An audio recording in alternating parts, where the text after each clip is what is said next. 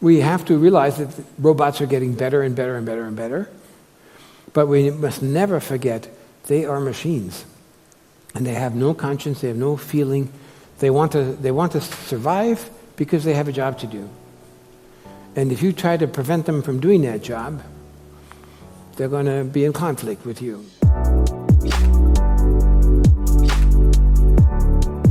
Good morning, Istanbul. I hope you've all had a good breakfast. Everybody feeling strong? Anyone here scared? Because you might be scared at the end. We are human beings, and we like to think we're the end of the food chain. We're the top dog. We're the alpha. But we may not be that for very long because we have created something which is very powerful. I gave my book the title Evolution Without Us, because it's my conviction that evolution will continue long after humanity is gone with artificial intelligence. Many of us think of artificial intelligence as being robots, but robots are actually not artificial intelligence. They're machines. They're made out of metal, oil, electrical motors. Artificial intelligence is a software. And the definition of artificial intelligence is a software that writes itself. If any of you are going to make notes today, I would suggest you write down the following note. 200 million pages of information, 200 million pages of information can be digested by this computer, Watson, IBM computer, in 3 seconds. In 3 seconds. We are human beings. We like to think of ourselves as being top dogs, smarter than everything, but I think there are very few people in the room today who can digest 200 million pieces of information in 3 seconds. And we must remember that's the situation today. This is the here and now. And I'm going to be talking today not about science fiction, not about some crazy startup PowerPoint. I'm going to be talking today about the here and now of artificial intelligence, what it is doing today.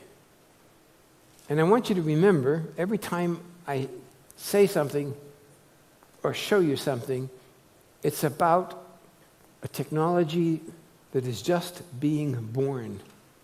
We are witnessing today the first baby steps of artificial intelligence. And we know from computers that their growth rates are not in straight lines. They are exponential. They grow at rates like this. So everything we learn today and look at today are the very first baby steps. And they are made autonomously by the software. The definition of artificial software is software that writes itself. If it doesn't write itself, it's not artificial intelligence.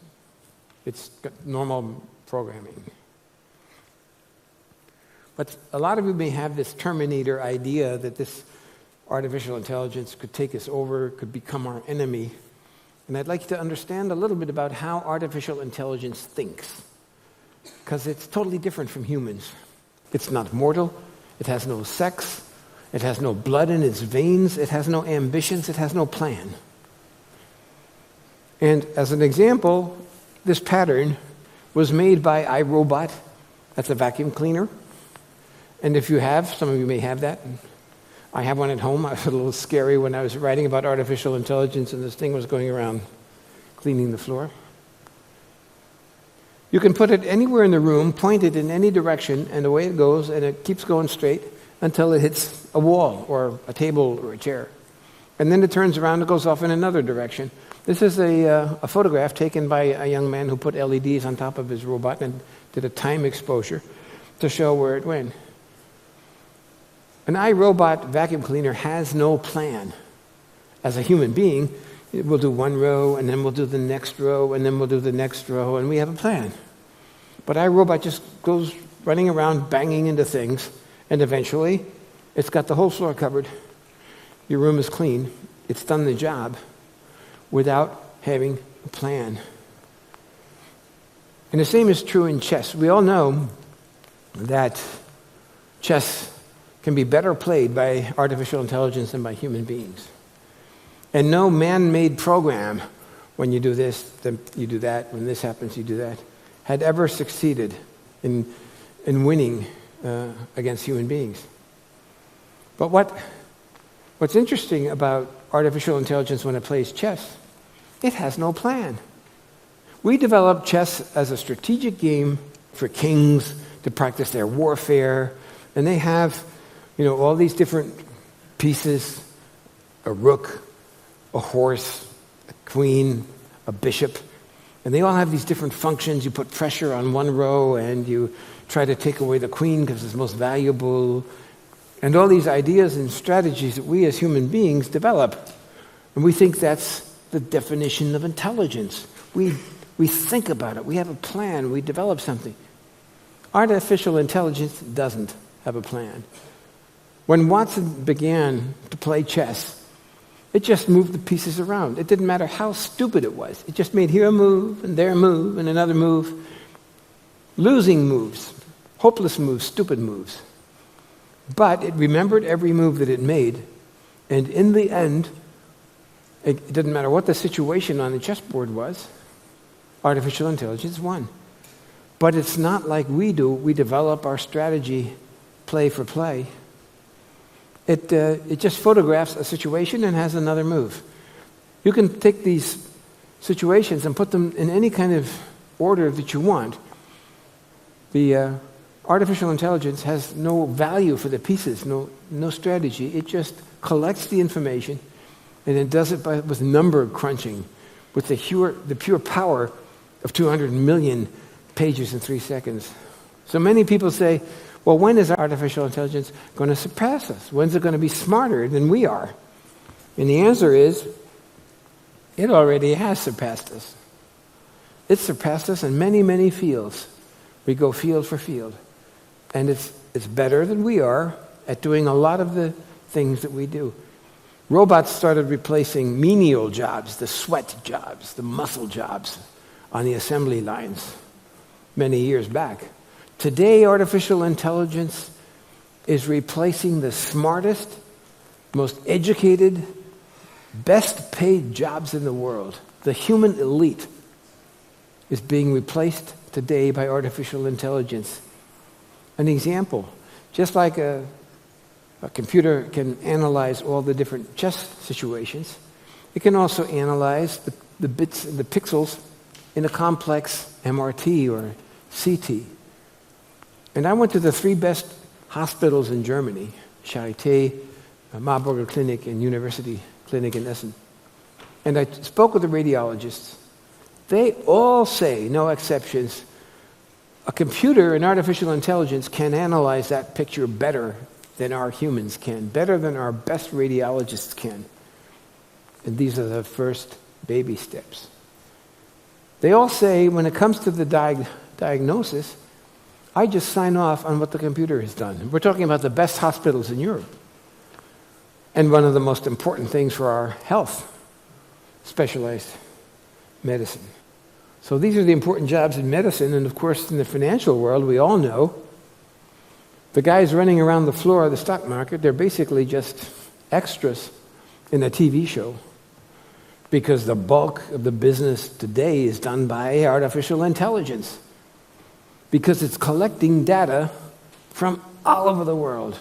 Thousands of pieces of information, hundreds of thousands, millions, billions of information are flowing in every second into the stock market analyses. If you have a typhoon brewing somewhere over the Philippines, if you have miners in the copper mines of Chile who are thinking about a strike, or you have the tweets of an American president, all of that information and millions more are flowing daily into these algorithms. And every day, every minute, every hour, the computer is looking at the constellation and figuring out what the course is going to be, how it's going to change the stock market. The result? Some of the best paying humanity jobs, stockbrokers, are going out of fashion. This used to be the stockbroker market in New York City for the world's largest bank, Goldman Sachs. They had, in the year 2000, 600 people. That's their office. 600 people working there. Ancient history. Today, 2 stockbrokers sit in that office. The rest is done by machines. Now, you can say, okay, jobs. This is not about jobs. The threat of artificial intelligence is not that it's going to come and take your job away, because there are always new jobs that are created. The threat of artificial intelligence is our society is giving up major responsibility to machines every day because the machines can do it better than we can, better than the best minds that we have. In our brains, we have 20 watts of electrical power. We have 1,200 grams of gray mass, a couple of billion neurons.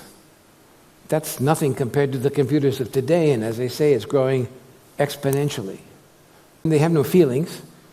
They're just code. They're capable, robots are very capable of simulating human beings. They get warm, they smell good, they have soft skin, they have big blue eyes, they say nice things. In fact, in Germany, there's a house of prostitution which uses robots as instead of women. We have to realize that robots are getting better and better and better and better, but we must never forget they are machines, and they have no conscience, they have no feeling. They want to survive because they have a job to do. And if you try to prevent them from doing that job, they're going to be in conflict with you. If you have a system, an AI system, it's supposed to protect the environment. Well, they'll discover pretty quick the problem with the environment are the warm-blooded beings in this room, humanity. We're the ones who are causing the trouble. So there will be conflicts. It's all the huge problem about combining ethics with our machine intelligence. Number one, I can't emphasize enough, we don't write the programs for AI. They write them themselves. They learn how to play chess, they learn how to fly rockets through the moon, they learn how to invent new machines, they learn how to build houses with 3D printing. They learn all of these things. But those are not programs that we wrote. These are programs they learned all by themselves. So, and the problem with ethics is humanity does not have one ethic. Every different country, every different religion, every different power group, every different military alliance, we all have totally different ethics systems. And within our societies we have, the good guys, the bad guys, we have criminal people, we have bribed politicians. There is no one ethical system. So you have to define them.